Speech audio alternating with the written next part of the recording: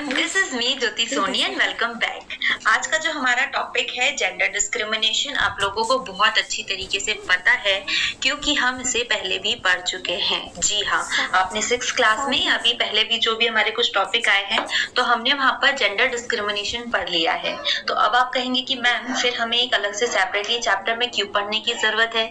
तो भाई आपको पता है क्योंकि ये एक सोशल टॉपिक है और इसको डिटेल से पढ़ना तो बनता ही है क्योंकि इससे बहुत सारे लोग आज भी सफर कर रहे हैं और बहुत सारे इसमें मेजर टॉपिक या डेफिनेशंस है जो कि छूट चुकी है, तो हम वो सारी इस चैप्टर में कवर करने वाले हैं। सो आर यू गाइज रेडी? तो चलो चैप्टर स्टार्ट करने से पहले हम इस चैप्टर में देख लेते हैं कि कौन कौन से टॉपिक्स को कवर करना है। तो ऑब्वियस सी बातें है, जेंडर डिस्क्रिमिनेशन है तो जेंडर डिस्क्रिमिनेशन को हमें तो पढ़ना ही होगा। Then constitutional provision for gender equality, unpacking gender social aspect, then movement women and its outcome, economic aspect of gender bias। तो भाई आपको पता है कि हमारी जो सोसाइटी है वहां पर दो टाइप के जेंडर्स होते हैं, एक तो मैन और वुमेन।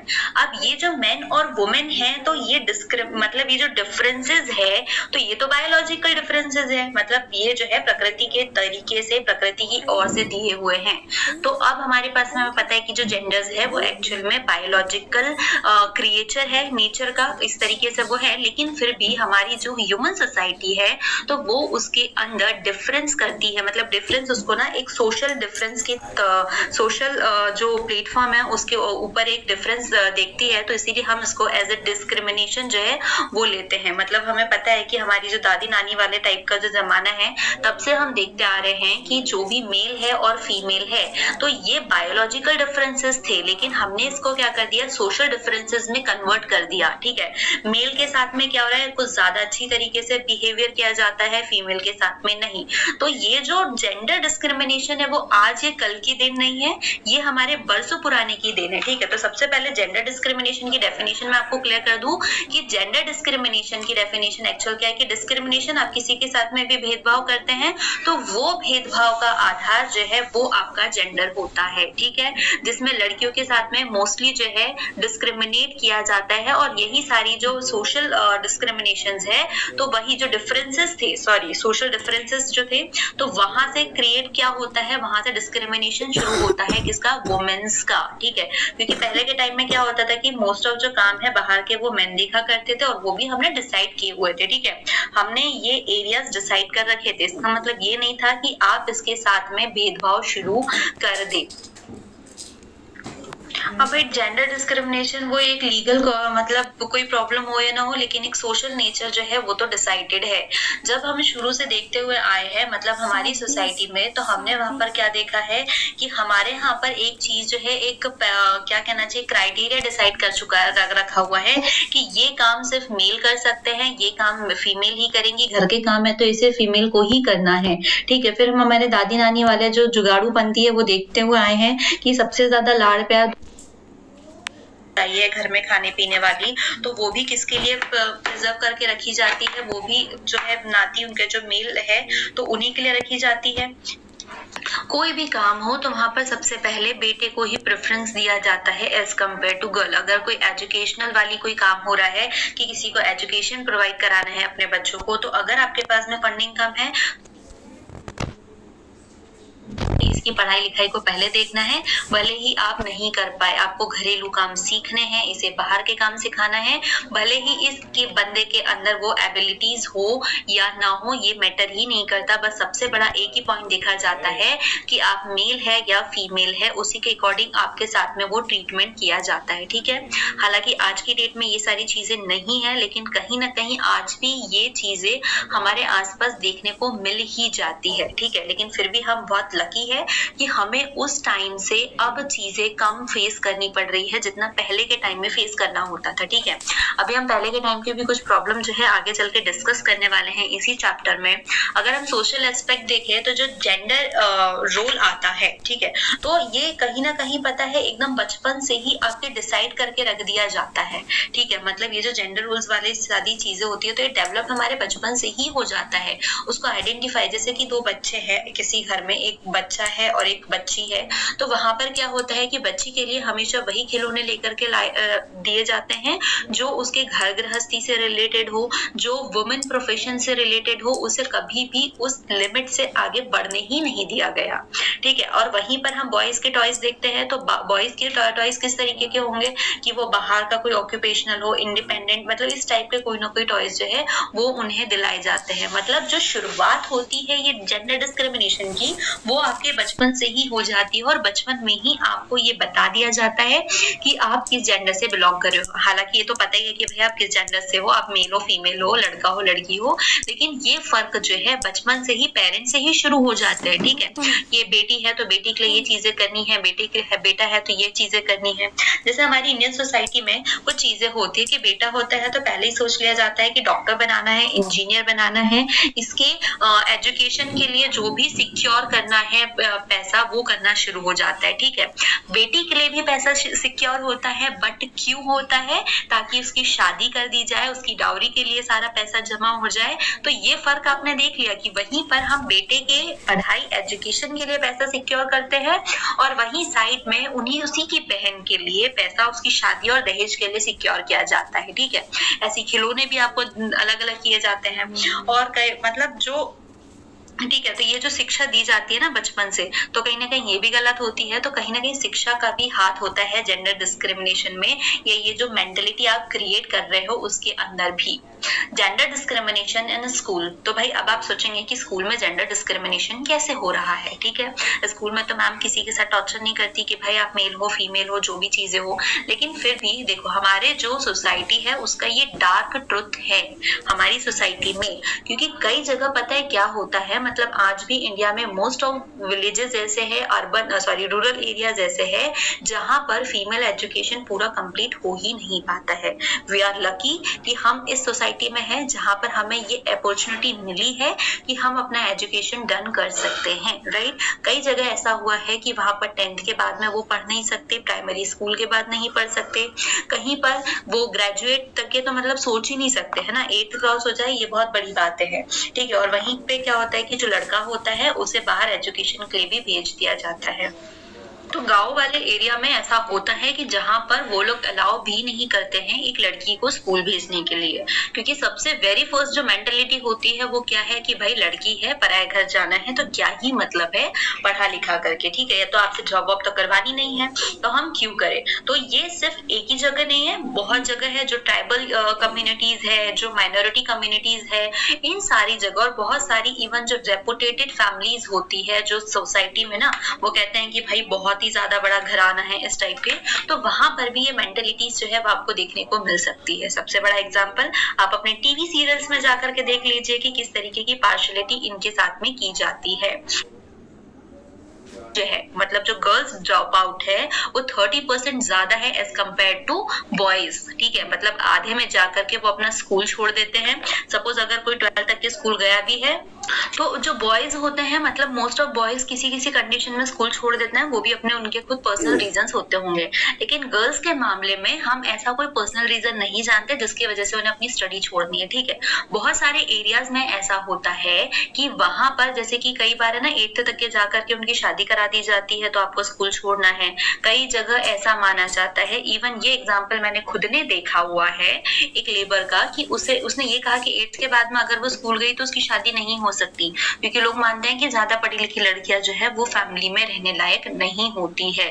तो मेंटली बहुत अलग अलग जो है ना, सबके अलग अलग माइंडसेट हो चुके हैं कि किस तरीके से हमें एक लड़की को पढ़ने से रोकना है।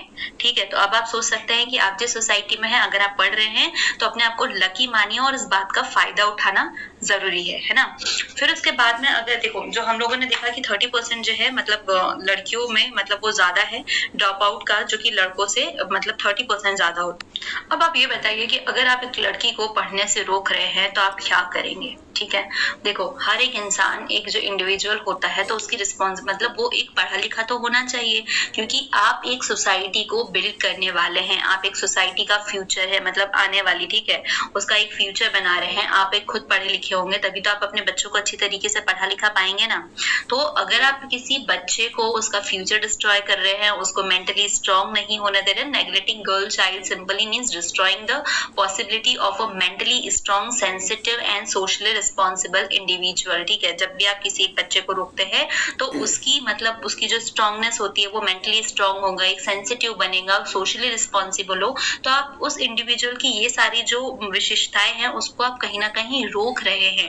और कहीं ना कहीं ये तो बात है ना कि अगर आप एक बच्चा भी पढ़ा लिखा है तो वो अपनी सोसाइटी के लिए काफी कुछ कर सकता है, और उसमें भी अगर एक लड़की पढ़ी लिखी है तो भाई वो तो पूरा परिवार लेकर के चल सकती है ना। We should not forget by that providing proper education to the girl was building a healthy society for future generation. और ये ट्रू है कहीं ना कहीं।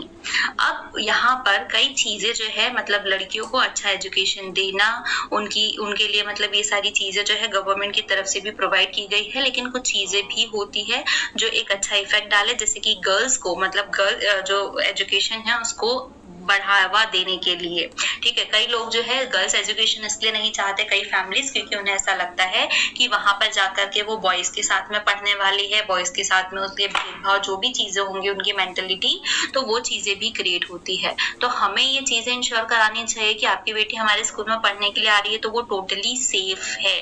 ठीक है, सेफ जो आज की जनरेशन में जो सेफ का डेफिनेशन है, यस मैं वही बात कर रही हूँ, लेकिन फिर भी गर्ल्स को भी इक्वली मतलब फील कराना चाहिए। The girls must feel equally safe as it is for the boys। जितना वो बॉयज फील सेफ करते हैं उतना ही गर्ल्स के लिए भी सेफ फील करना जरूरी है, और ये कराना भी चाहिए। चाहे आपका बच्चा लड़का हो लड़की हो, लेकिन जितनी भी एक्स्ट्रा करिकुलर एक्टिविटीज होती है वहां पर दोनों को इक्वली पार्टिसिपेट करने के लिए एनकरेज भी करना चाहिए, क्योंकि ये सारी चीजों में वो इन्वॉल्व होंगे, उसको मतलब अच्छी तरीके से पार्टिसिपेट करेंगे तो कहीं ना कहीं वो मेंटली ग्रो होने वाले हैं। ठीक है, उनका ऐसी चीज है जहां पर आकर के घर के अलावा बहुत सारी चीजें सीखते हैं। अगर आपके घर में माइंडसेट अलग है, लेकिन जब आप स्कूल में आकर के बहुत अच्छी अच्छी चीजें सीखते हैं तो शायद कहीं ना कहीं आप एक रीजन बनते हैं अपनी फैमिली का वो बिहेवियर चेंज करने के लिए, राइट। मतलब इसलिए कहते हैं ना कि एक लड़की को पढ़ा देना मतलब अपने पूरे परिवार को पढ़ा देना होता है। तो एक अच्छी सोसाइटी को क्रिएट करने के लिए एजुकेशन जो है वो तो बहुत ज्यादा इम्पोर्टेंट है, और उतना ही इम्पोर्टेंट एक लड़की को पढ़ाना भी होता है। ठीक है, इसके लिए ज्यादा मैं आपको एक्सप्लेन तो नहीं करूंगी, क्योंकि आप सारी चीजें जो है वो खुद समझ सकते हैं कि कितना इम्पोर्टेंट है ये चीजें।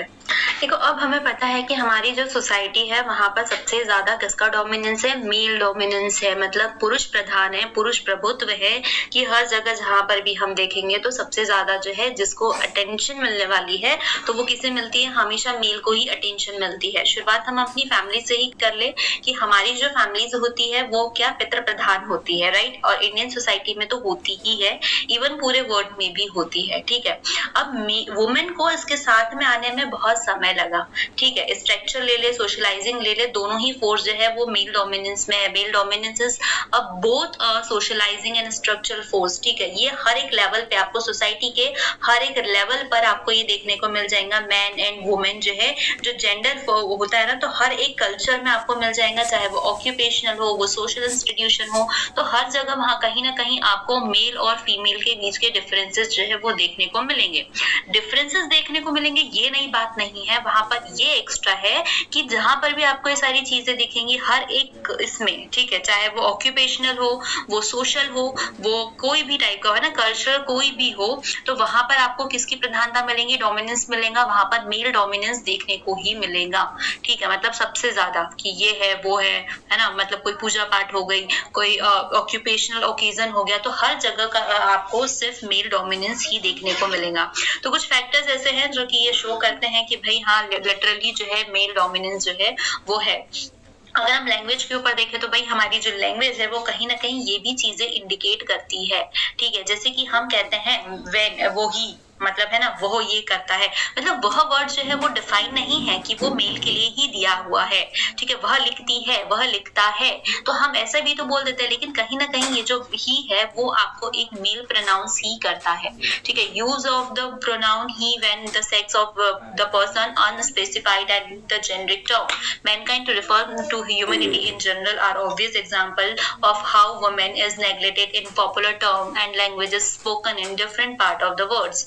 मतलब कुल मिलाकर के यही है कि यह जगह जो है वहां पर किसको नेग्लेक्ट किया जा रहा है, वुमेन को ही नेग्लेक्ट किया जा रहा है। बाकी ही तो दोनों के, सॉरी जो एक सेकेंड मैं द की बात कर रही थी, okay he, sorry sorry sorry for my words, okay मैंने वह हिंदी के वह से समझाया था। पर हाँ, जैसे कि प्रोनाउन ही जो है वहां पर भी हम क्या करते हैं, ही को यूज करके कहीं ना कहीं हम वुमेन को भी नेग्लेक्ट करते हैं। और ऐसी ही बहुत सारी की सारी जो लैंग्वेजेस है, कोई ना कोई वर्ड जो है, तो मतलब आप लैंग्वेज को छोड़ दे, हर तरीके से तो उपेक्षा किसकी हो रही है, वुमेन्स की ही हो रही है, उसी को नेग्लेक्ट किया जा रहा है, ठीक है। तो इन्हीं के हिसाब से मतलब जो डोमिनेंस होता है तो वो मेल डोमिनेंस ही फैला हुआ है हर जगह, लैंग्वेजेस में भी देखे तो वहीं पर। फिर उसके बाद में जेंडर्ड मीडिया जो होती है, फिर उसके ऊपर हम बात करें तो देखो हमारी मीडिया जो है वो किस तरीके बताती है, हमारे जो टेलीविजन होते हैं, ठीक है। हम मीडिया को छोड़ते पूरी टेलीविजन इंडस्ट्री के ऊपर आ जाते हैं, तो हमने अभी तक के ये जो जोक्स आते हैं उसी से समझ सकते हैं कि हमने जो महिला है उसको एकदम शांत स्वरूप बताया है, ठीक है। वो एकदम शांत है, वो कुछ बोलती नहीं है, वो आवाज नहीं निकालती है, वो सहनशील है, ठीक है, उसमें पेशेंस कूट कूट के भरा हुआ है, वो लवेबल है, तो यही सारी चीजें बताते हैं। और मेल केस में क्या होता है, वो एग्रेसिव है, वो क्विकली रिस्पॉन्स देने वाला है, वो हर चीज को हैंडल करने वाला है। तो कहीं ना कहीं हम वुमेन की ये स्पेशलिटी बताते बताते यहाँ पर भी हम उसको नेग्लेक्ट ही कर रहे हैं कि भाई तुमसे ज्यादा जो पावरफुल है वो कौन है, मैन ही है, क्योंकि तुम्हारा तो नेचर है, तुम क्या ही दूसरों से बाहर जाकर के आर्ग्यू करूंगी, लड़ूंगी, अपने हक के लिए आवाज उठाऊंगी। तो ये सारी चीजें यहीं पर नेग्लेक्ट कर दी जाती है। The media pledge up traditional traits of the man and women, boys and men are often portrayed as active and aggressive person, while women are portrayed as quite submissive and pretty, ठीक है। तो ये चीजें actually होती नहीं है, नारी भी दुर्गा बन जाती है जब आवश्यकता पड़ती है। फिर हम economic expect of gender wise देखें तो देखो ये चीजें मैं आपको पहले भी एक्सप्लेन कर चुकी थी, क्योंकि देखो मेल और फीमेल वाला जो सीक्वेंस चल रहा है, मेल डोमिनेंस जो है वो यहाँ पर भी क्रिएट होता है।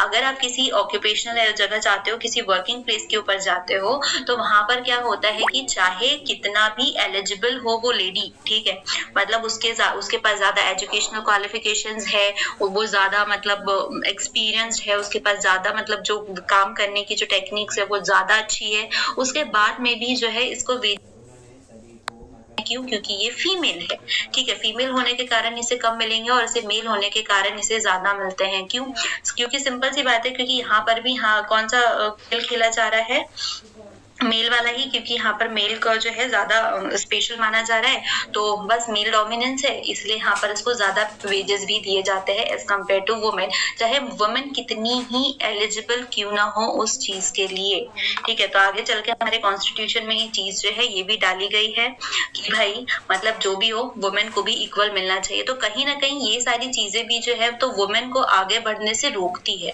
ठीक है। मतलब जब वो एक जैसे काम कर सकती है, मतलब इतना वेजेस ले सकती है, तो कहीं ना कहीं उसको रोका जाता है कि भाई इक्वल काम करना है, लेकिन उसके बाद में भी हमें क्यों चीजें नहीं मिल रही है, तो उसको यहाँ से भी रोका जाता है, या खुद भी वो नहीं कर पाती है इस टाइप के फिर काम। अब बात यहीं खत्म नहीं होती है, अब आगे क्या होता है कि ये सारी जो चीजें हैं तो कहीं ना कहीं एक जगह यहाँ पर ये भी क्रिएट होती है कि मेल और फीमेल दोनों के लिए अलग अलग काम बनाए जाते हैं, जैसे कि उनका मेंटल का जो कंपेरेबल वर्क्स है वो अलग कर दिए जाते हैं, इमोशनल, क्योंकि इनके सब दोनों के बीच में इतनी सारी अलग अलग डिफरेंसेस है, फिजिकल, इमोशनल, मेंटल, तो इसके अकॉर्डिंग इनके काम भी जो है वो डिफरेंशिएट कर दिए जाते हैं। जैसे कि अगर फीमेल है तो फीमेल के लिए टीचर हो गया, नर्सिंग हो गया, तो इस टाइप के काम जो है वो डिसाइड किए जाते हैं। और वहीं पर जो मेल है तो भैया इन्हें कहा जाता है तुम इंजीनियर बनो, तुम डॉक्टर बनो, तुम पायलट बनो, तुम बहुत सारी चीजें बनो, लेकिन जो फीमेल है वो बहुत लिमिटेड हाउस होल्ड वर्क्स हो तो वो कर सकती है, ठीक है, मतलब इस टाइप का जो मैनुअल वर्क्स के हेल्प के लिए लगती है वहां पर काम कर सकते हो आप। नर्सिंग के लिए काम कर सकते हो आप, फिर उसके बाद में टीचिंग का काम कर सकते हो आप, किसी मतलब कोई भी छोटे मोटे जो काम होते हैं ना वही कर सकते हैं। खेती बाड़ी में इन्हें काम करवाया जाता है और ये समझा जाता है कि आप उतने कैपेबल नहीं हो इसीलिए वो बाहर जाके काम करेंगे, लेकिन ये भूल जाते हैं कि इनसे ज्यादा काम तो फिर महिलाएं ही कर लेती है, क्योंकि खेती के काम भी इतने आसान नहीं होते हैं, है ना। तो इन लोगों के जो काम है मतलब वो भी डिवाइड कर दिए गए हैं। जैसे कि हमने बचपन में देखा था ना कि जो वुमेन है तो उसके लिए जो खिलौने आते थे छोटी बच्ची के लिए, तो वो क्या आते थे, चूल्हा चौके वाला जो बर्तन का सेट आता है वो, और वहीं पर लड़के के लिए कार आएंगी, बंदूक आएंगी, डॉक्टर सेट आएगा, इस टाइप के बहुत सारे डिफरेंट डिफरेंट टॉयज आया करते थे। अब एक टर्म आ रही है हमारे पास यहाँ पर, ग्लास सेलिंग। अब ये क्या होती है, तो ये इस टाइप की सिचुएशन है जहां पर कोई इंसान कितना भी ज्यादा एलिजिबल क्यों ना हो, ठीक है, मतलब वो बहुत ज्यादा क्वालिफाइड है, एलिजिबल है किसी काम को लेकर के, लेकिन उस काम के लिए क्या कर दिया जाता है, उसे रोक दिया जाता है, ठीक है। अब रोक क्यों दिया जाता है, क्योंकि वहां पर कोई ना कोई डिस्क्रिमिनेशन जो है उसके तहत इसको रोक दिया जाता है कि भैया यू कांट डू इट, ठीक है। और ये मोस्टली किस केसेस में होता है, ये होता है जेंडर के केसेस में, ठीक है। जैसे कि अभी जस्ट हम लोगों ने बताया कि कुछ महिलाएं और पुरुषों के लिए काम जो है वो निर्धारित कर दिए जा चुके हैं कि भाई महिलाएं ये काम करेंगी और पुरुष ये काम करने वाले हैं। तो ग्लास सेलिंग भी जो है ये वही है कि कुछ काम जो है वो रिजर्व करके रखे गए हैं कि ये महिलाएं करे, या कुछ काम जो है वो रिजर्व किए हुए है कि ये पुरुष करे, ठीक है। लेकिन यहाँ पर ग्लास सेलिंग की जो डेफिनेशन है वो सिर्फ जेंडर को लेकर के नहीं है, ये किसी अदर भी सेंसेस में हो सकती है, ये ऑल टाइप ऑफ डिस्क्रिमिनेशन इसमें आ जाते हैं। जैसे कि कई बार हेरिडिटरी वो मतलब कुछ ऐसे पीढ़ी दर पीढ़ी चलने वाले वो काम होते हैं, ठीक है, जैसे कि कोई पंडिताई ही करेगा, कोई और नहीं कर सकता। कोई लोअर कास्ट वाले, जैसे शुरुआत में होता था कि ब्राह्मण वर्ग ही पंडिताई करेगा, वेदों का अध्ययन करेगा, स्टडी करेगा, बट वहीं पे शूद्र वर्ग को इसकी परमिशन नहीं दी जाती थी, ठीक है। फिर कोई गरीब इंसान है वो कोई और काम नहीं कर सकता, या अमीर वही वो काम कर सकता है पर गरीब नहीं कर सकता। तो अलग अलग बेसिस पे जो डिस्क्रिमिनेशन लगाए जाते हैं तो उसे कहते हैं ग्लास सेलिंग्स, ठीक है। भले वो कितना भी कैपेबल बंदा हो उस काम के लिए, या महिलाएं कितनी भी कैपेबल हो, पर उसे वो नहीं करने दिया जाता है, it is called glass selling. तो ये टर्म इसी से आती है। अब जो सेलिंग है उसका मतलब होता है लिमिटेशन, ठीक है, एक ब्लॉक करना, मतलब उस पर लिमिटेशन डालना, उसको ब्लॉक कर देना कि वो नहीं कर पाएगा, ठीक है। The situation is referred to as a ceiling as there is a limitation blocking upward advantage, and glass means होता है, ठीक है। अब ये जो ग्लास ट्रांसपेरेंट वाली चीजें है तो ये बहुत सारे बैरियर्स जो है वो क्रिएट कराती है, और मोस्ट ऑफ जो है वो वुमेन्स के लिए ही होता है। The term glass ceiling has been thought to have first been used to refer an invisible barrier that create obstacle in the career advancement of women in the workforce of developed countries. अब सबसे पहले जो glass selling है वो मैंने बताया कि women's के लिए यूज किया गया, और एक्चुअली में सबसे पहला जो फर्स्ट यूज था इसका तो वो भी जो है डेवलप्ड कंट्रीज में वुमेन्स के लिए किया गया, ताकि उन्हें जो सही प्रॉपर वेजेस मिलते थे वो भी नहीं दिए जाते थे, ठीक है, कि जो उनको सही मतलब जो मेल को दिए जा रहे हैं वो उन्हें नहीं दिए जाते हैं। अब इसके बहुत सारे बैरियर्स हैं, मतलब इसके टाइप्स भी है, जैसे कि डिफरेंट पे फॉर कंपेरेबल वर्क्स, कि कोई एक दोनों काम जो है वो मतलब एक ही काम को दोनों इक्वली कर रहे हैं, लेकिन उसके बाद में भी आप किसी को कम पे कर रहे हैं और किसी को ज्यादा पे कर रहे हैं। Sexual, ethnic, racial, religious discrimination at the work place, मतलब ये सारे डिस्क्रिमिनेशन के टाइप हो सकते हैं। सेक्सुअल हो सकता है, इथनिक हो सकता है, रिलीजियस हो सकता है। तो ये जितने भी टाइप बताया ना कि जो ग्लास सेलिंग है वो किसी एक के ऊपर नहीं, बहुत सारे टॉपिक है जिसके ऊपर आप भेदभाव कर सकते हैं। Lack of family friendly work place policies, तो इसके अंदर भी ये भेदभाव किया जा सकता है। अब आती है एक और टर्म जिसे कहते हैं रिवर्स ग्लास सेलिंग। अब ये क्या चीज होती है, तो देखो ग्लास सेलिंग की जो डेफिनेशन थी वो क्या थी कि भेदभाव करना, ठीक है, कुछ बेसिक पॉइंट्स के ऊपर, ठीक है, वो सेक्सुअल हो सकता है, वो रिलीजियस हो सकता है, ठीक है, वो आपके क्लास के ऊपर हो सकता है, तो इसी के ऊपर था। तो अब क्या है कि जस्ट इसको अपोजिट कर दे, रिवर्स कर दे, तो हम उसे क्या कहते हैं, रिवर्स ग्लास सेलिंग मीन्स कि जहां पर कोई भी बाउंडेशंस नहीं होती है, कोई रिस्ट्रिक्शंस नहीं है, वहां पर आपको नहीं रोका जाता। मेल वाले काम फीमेल कर लेंगी, फीमेल वाले काम जो है वो मेल कर देंगी। और ऐसा ही हुआ भी है कि जो फीमेल डोमिनेंट इंडस्ट्रीज थी, तो वो अब किसके अंदर काम का मतलब उनकी खुद की जो इंडस्ट्रीज हो गई है उसके अंडर में कौन काम कर रहा है, फीमेल काम कर रहे हैं। आजकल के कुछ मेल्स जो है, पुरुष जो है वो नर्सेस बन रहे हैं, ठीक है, टीचर्स बन रहे हैं। मतलब वो सारे की सारे काम जो कि एक महिला के लिए रिजर्व करके रखा गया था, लेकिन अब वो कामों में अब कौन पार्टिसिपेट कर रहा है, अब पुरुष भी वहां पर इक्वली पार्टिसिपेट कर रहे हैं। तो यह यूं कह ले कि जो डिस्क्रिमिनेशन थे वो हट गए हैं, है ना। तो दोनों ही एक दूसरे के इसमें काम कर रहे हैं।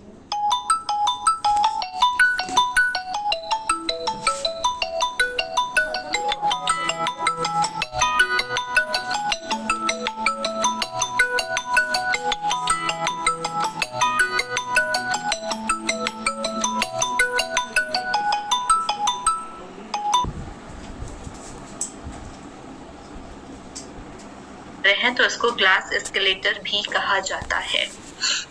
फिर हम बात करते हैं कि जेंडर इक्वालिटी जो है वो कॉन्स्टिट्यूशनल में जेंडर इक्वालिटी किस तरीके से दी गई है।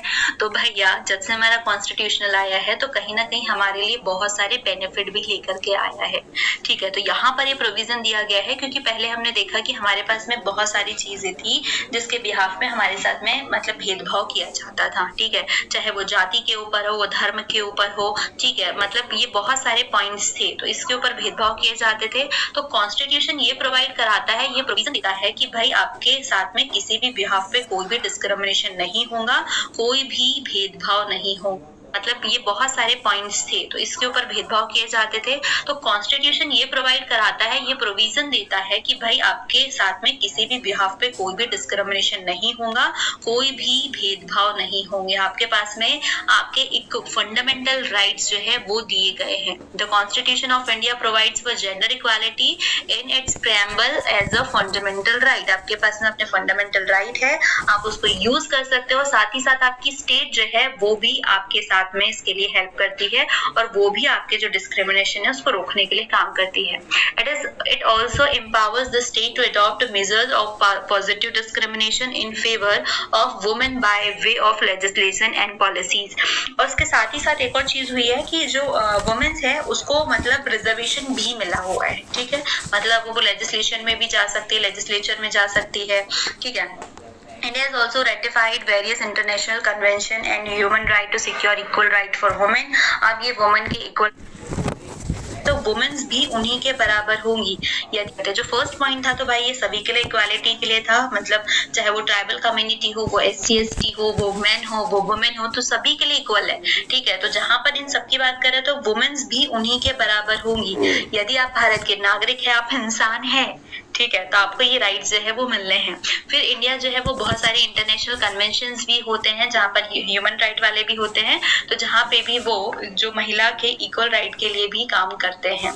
एक 1994 में एक एक्ट पास हुआ जिसका नाम था प्री नेटल डायग्नोसिस टेस्ट, मतलब वही जो लड़कियों को पहले गर्भ में ही मतलब खत्म कर दिया जाता था, तो ये टेस्ट जो है वो बैन करा दिया गया है, ठीक है। मतलब जो जेंडर डिस्क्रिमिनेशन इस बिहाफ पे भी होता था कि भाई लड़की होने वाली है तो खत्म कर दो, तो उसको खत्म कर देने से भी काफी चीजें हुई है। फिर उसके बाद में the government also announce for women empowerment national policy of women in 2001 to bring about the advancement developed and empowered women। अब वुमेन के एम्पावरमेंट के लिए, डेवलपमेंट के लिए 2001 में एक पॉलिसी को भी लेकर के आई गई है।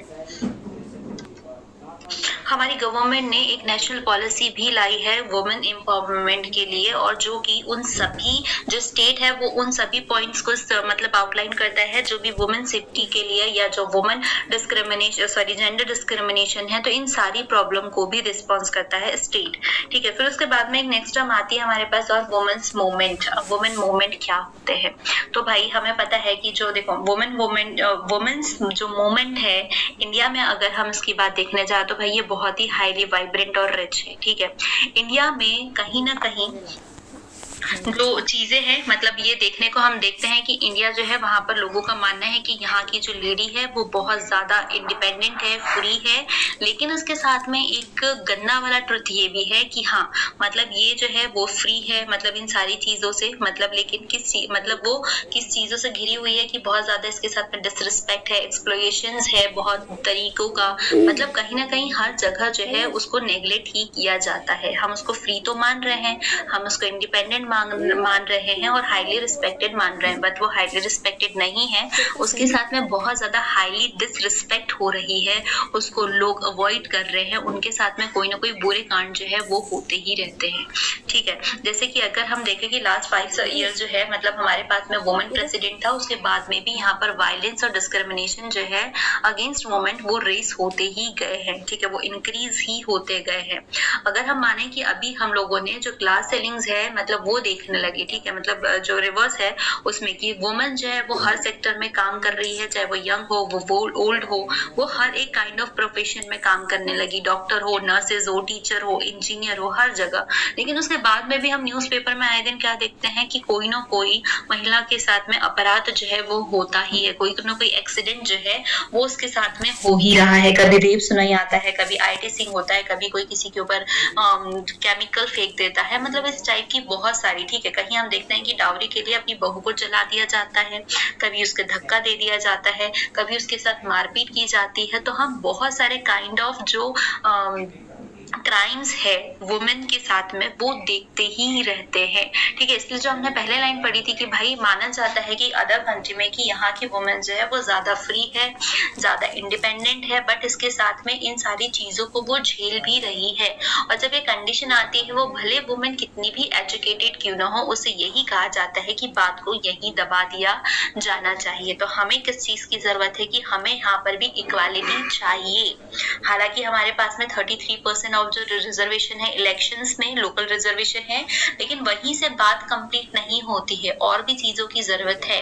ठीक है, कि रिजर्वेशन मिल गया, प्राइम मिनिस्टर मतलब जो प्रेसिडेंट है वो बन गए, लेकिन उसके अलावा भी बहुत सारी ऐसी चीजें हैं जिससे कि वुमेन डिस्क्रिमिनेशन, ठीक है, वुमेन डिस्क्रिमिनेशन तो एक हद तक है, ठीक है, लेकिन वुमेन की जो रिस्पेक्ट है, जो उसकी सेफ्टी है, तो वो तो सबसे बड़ा मुद्दा है जो कि उठाया जाना चाहिए, और इसके लिए कोई ना कोई काम भी कराए जाने चाहिए। तो आई होप आपको ये जेंडर डिस्क्रिमिनेशन बहुत अच्छे से समझ में आया होगा, जिसमें हमने ज्यादा कुछ नहीं, बहुत छोटा सा चैप्टर था उसको पढ़ा, और मैंने आपको कहीं ना कहीं ये चैप्टर इसलिए डिटेल में भी इसलिए नहीं एक्सप्लेन किया है क्योंकि मैं नहीं चाहती किसी भी टाइप की नेगेटिविटी अपने स्टूडेंट्स को भेजूं। ठीक है, अब नेगेटिविटी क्यों? क्योंकि हम इस चैप्टर में जो चीजें पढ़ रहे हैं, तो हमारा चैप्टर हमसे यही डिमांड कर रहा है कि मैम हमें ये चीजें पढ़ानी है कि जेंडर डिस्क्रिमिनेशन के जितने भी पॉइंट्स है, जितने भी फैक्ट्स है वो रखने हैं, और वो न चाहते हुए भी बहुत ज्यादा नेगेटिव है। ठीक है, हालांकि आप अपनी सोसाइटी में रह रहे हैं और अपनी सोसाइटी में चीजें देख रहे हैं, ऑब्जर्व कर रहे हैं, तो हम ये चीजें कहीं ना कहीं सीख रहे होते हैं, है ना। तो आई होप आपको ये चैप्टर बहुत अच्छे से समझ में आया होगा। इसके अलावा अगर फिर भी आपके पास में कोई डाउट्स है तो आप मुझे कमेंट में बता सकते हैं।